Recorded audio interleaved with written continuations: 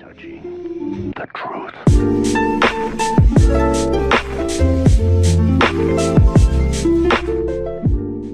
Alright, what is going on, guys? It's Havix here, and today I'm going to be making a video on Burnout Paradise, a game that I haven't played on this channel, but I have played it on my older one. But yeah, in this video, what I'm going to be talking about is like the reasons why Burnout Paradise is one of my favorite, probably my actual favorite arcade racing games. And I know that's kind of an unpopular opinion because a lot of people think like Burnout 3 or even like Need for Speed or Midnight Club. A lot of people say that those are better, but to me at least, I like Burnout Paradise.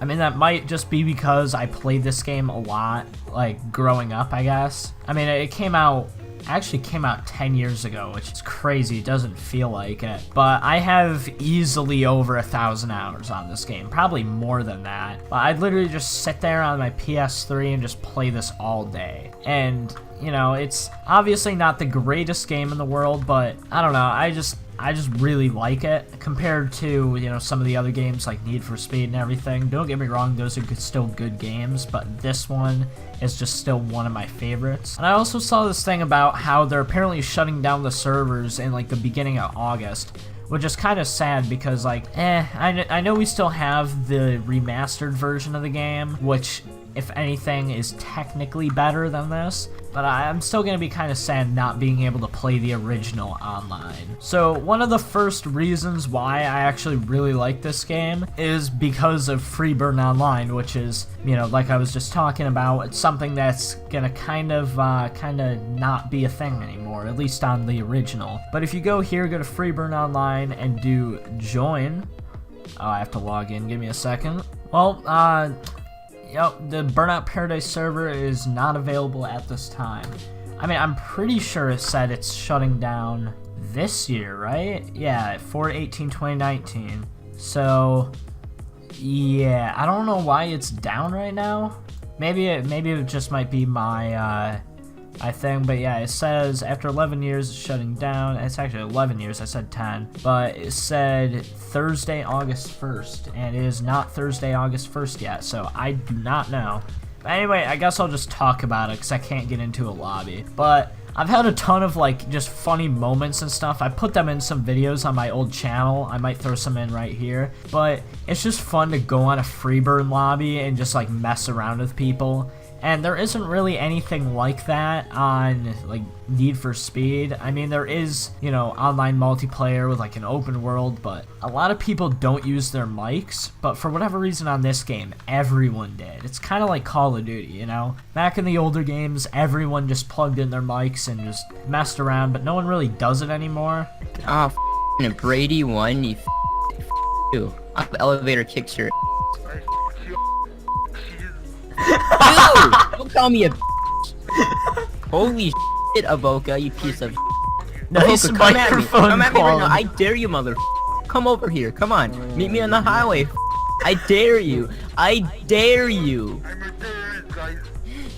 He killed me and then said get wrecked. No, you're dead, man. You're dead. Hey, elevator, you piece of get. You just got absolutely juked. Elevator 42, you should not even be in this lobby anymore. You literally just got destroyed. The only other game that's kind of like that I can think of is Need for Speed Most Wanted, but that was also a Criterion game and it pretty much had the same multiplayer mode as this, but it was just called something different. I think it was like, it wasn't Freeburn, but it was something like very similar, like Free Drive or something like that. But there's that, and then there's also like the different challenges you can do, and I think those unlocked different cars. Like you could get the Diamond P12 or whatever it was, and that was like a really rare car, and like you had to do a ton of stuff to get it. That were like these multiplayer challenges. I never actually ended up getting it, even though I probably could have with the amount of time I spent on the game. I just didn't really have friends to do it with because you need to do like a certain amount of events and like a certain amount of things with like 2 or 3 people, and it's kind of hard to do that if you don't have friends that you go on and try to do it with. But yeah, another thing that I do really like about this game is the physics of it. And like, obviously they're not realistic. They're not supposed to be realistic. Because if you had a car that was damaged this much, I mean, sure, it might drive, but I don't think anyone would take the chance of actually driving it, you know? And I'm sitting here going, for whatever reason this game doesn't have a speedometer, but I'm going probably a good 150 miles an hour, and I'm just kinda cruising here. And you know, obviously it's not the most realistic thing in the world, like I was saying. You have NOS, you can go off jumps, you can do barrel rolls, flat spins, stuff like that. It's not realistic, but it's just really fun. And also, you know, brake to drift. This is one of the only games that I will say brake to drift is good in because it works. In Need for Speed, they're kind of trying to turn that into Burnout, and it doesn't work in Need for Speed, like, as good as it does in Burnout. But, like, stuff like this would never happen. I mean, it could happen. You know what I mean? It's just these crazy crashes and flips and things that you can do. It's just fun. And, like, I could spend hours on this game just kind of launching my car off different things. On the remastered version, because they actually never brought it to PC version originally, on the remastered version, you can get to the DLC pack, which is the, I can't remember what it was called, Big Surf Island, I think. And on that, there's this huge ski jump, which you can jump your cars off of. And I used to sit there on PS3 just launching cars off of it for hours. And, like, it's stupid because, like, you'd think that would get boring after a while, but it doesn't. Because just the crash physics and everything is just really, satisfying. Like, let me just drive, like, straight into a wall here, and I'll show you guys what I'm talking about. Let's just do this right here. Like, everything just crunches up. You see the glass flying everywhere. Like, a lot of games, sure, the glass doesn't actually land on the ground, but a lot of games don't even have physics that good. Even now, like, Need for Speed, I mean, obviously they do have licensed cars, so they probably can't go to this extent, but Need for Speed doesn't even really have physics that much. Wreckfest is one of the only ones I can really think of. Wreckfest, BeamNG, stuff like that. Games that are actually originally made for, you know, car crash physics. Those are the ones that have physics like this or better, but most games like Need for Speed and stuff, they don't. Forza has barely any crash physics. I know, like, your glass will shatter and it might crumple up a little bit, but it's nothing to this extent. And it's just fun. Like, this is one of the only games that you could actually sit here and crash your car and not get mad at it. Another thing that I do really like about this game is just, like, the kind of skill curve to it, in that there's not really much of a skill curve, but each race that you go into, you'll get matched against other cars of, like, the same speed or the same, like, rank, I guess, if you could call it that, even though there really isn't any. So if I'm in, like, the first car that you get, which I can't remember what it's called right now, but if I'm in that, I'm gonna get in races with, like, the first few cars, which as you unlock them, you unlock faster and faster cars. And that means that you can pretty much use any car and finish the game completely. It's not like in other games where, you know, you start out with a car, and if it is one that you really do like say, I know nobody would say this, but say you really like the Dodge Neon in, like, Underground 2 or Underground 1, whatever game it was in. Say you really liked that car and you wanted to use it throughout the game. Even if you fully upgraded it, at one point it's just going to be hard to use. And in this game, I could go all the way back here to the Hunter Cavalry. That's the first car that you unlock. And, you know, finishing races and everything will be just about as hard as it is with the car that I was just... So, it doesn't limit you from, like, using certain cars in certain events. I mean, there are certain events that, like, heavier cars are better for.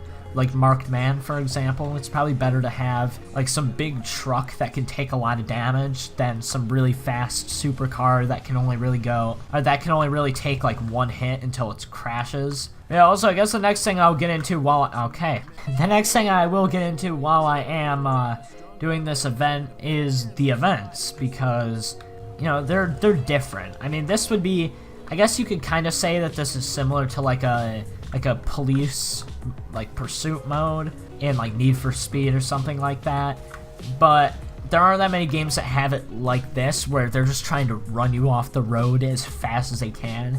In Need for Speed, it's more of they try to stop your car, but in this game, they're just trying to run you off the road, and it's just fun. Then you also have Road Rage, which is, you know, that's a kind of staple of Burnout games.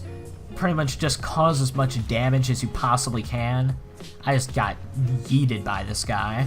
Well, there's that. There's Stunt Run, which I haven't really seen in that many other games. And that kind of is self-explanatory. Just do stunts, get points. I mean, I guess that would be kind of similar to like a drifting mode in other games. I don't know why I'm going the other direction, because it's actually where I have to go. But I guess that could be similar to like a drift mode or something. But it's still not the same, you know? You still don't go off jumps, do flips, use your boost to like chain them together, get combos. Like, there really isn't anything else like that. And the modes are just fun. They're not really supposed to be realistic, because the game isn't realistic at all. That's not what it's supposed to be. It's supposed to be fun. Also, I think this is supposed to be an Evo. I'm not sure. Most of the cars in this game are, you know, based off of real cars. This one here, it has the back of a Mustang and the front of a... I think that... I know it's a Pontiac, but I don't know if it's a GTO or if it's a Trans Am. Well, there's some cars where they kind of combine two. There's some cars where it's literally just one. Like the one that I was using originally that I will switch to again. That's pretty much just an R34. I mean, it has the same exact taillights. This one looks kind of like... Actually, now that I look at it, I originally thought this was maybe... Not a Sylvia. I originally thought this might have been like a Toyota Celica maybe, or something like that, but it's definitely a 3000 GT. The back kind of makes it look like a... What's that car? It's a Toyota MR2. It kind of has the taillights of that. But the front of it is definitely 3000 GT-like. I don't even remember if I was finished with what I was saying, but hopefully I was. Anyway, the next and the final thing that I will talk about in this video, because I don't want it to be, like, too long, is just the map design. Because, you know, I know a lot of people didn't like the fact that Burnout Paradise was an open-world game. A lot of people said that, you know, it was just better as, like, a closed-track game, like... You know, like Burnout 3 and 2 and pretty much all the other Burnout games. What? I didn't even hit that, but alright. But a lot of people were kind of mad that it was an open world game, and some people still are. Like, I've seen a lot of people saying this isn't their favorite game, and it's one of the worst ones. But I'm gonna have to disagree with that, because... Oh, there's the car that I was going after. This also, it has like a cool new way of unlocking cars, instead of just... you know, unlocking them from doing races. See, this car here, I did races, it's now driving around, and I have to crash it here. If I just kind of give it a quick yeet. That's not gonna count, too, because I crashed first. At least I don't think so, maybe it might. But it adds, like, new ways of unlocking cars and stuff and makes it fresh. But... one of the main things is just how big... I mean, the map isn't really that big, but just how big it feels, you know? There are different areas. Each area has its kind of different thing. This is the city. There's kind of the countryside. Out to the left of the map, you have Big Surf Island, which I don't have right now because it was never officially released on PC. But you have tons of different areas that... This area here is kind of like a city where you have, like... ton of turns and everything, and then once you get into the countryside, it's more open roads where you can just kind of full throttle through it, not really have to brake much. And there are also a ton of like hidden areas. I mean, there's none really where I am right now, but there's the quarry. There's this little area I'll show you guys on the map because it's kind of hard to explain exactly where it is, but the quarry is right here where that little cursor is. Quarry's right there, and then there is a little area, I think it's right here, this little dock type thing. There's a dock that takes you onto like this island, and that's another hidden area. And there's a few more around the map that you can go to, and it was just fun. Like originally when I got this game and playing it, you know, growing up, just driving around and exploring. Like it's not like most of the time when I played this game, I wasn't even doing races. Like, I think we got the Time Savers pack, or whatever it's called, that would just give you all the cars in the game. And I had most of the DLC, and I'd just sit here and drive around. Like, I didn't do races, I didn't do, like, stunt run events or anything like that.